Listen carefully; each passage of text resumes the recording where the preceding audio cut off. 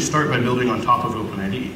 So you can log into a Google Friend Connect site with an OpenID, and then it goes and discovers your friends and the people that you know using a technology called OAuth, which I'll talk about a little bit later, and doing all of this on top of their open social framework. So sort of one of those examples of how a company like Google is going and building on top of OpenID.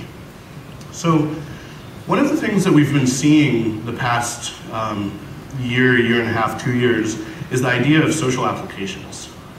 So you have services which are trying to do one or two things. So like the Unix philosophy, where you have a command and then you pipe it to another command, and you're able to create something by combining these. They're not actually competing with each other.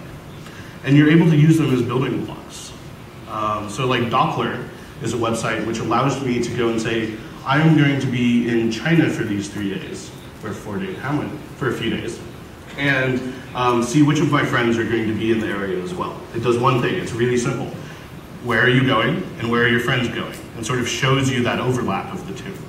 You have Twitter. Has Twitter made it into China? Yes? No? Twitter? Yeah? Okay, good. So Twitter, very simple. What are you doing? You have 140 characters to explain what are you doing. And you're not going and seeing Twitter competing with sites like Doppler or Dig or any of these, where Twitter does that one thing and you can combine Twitter.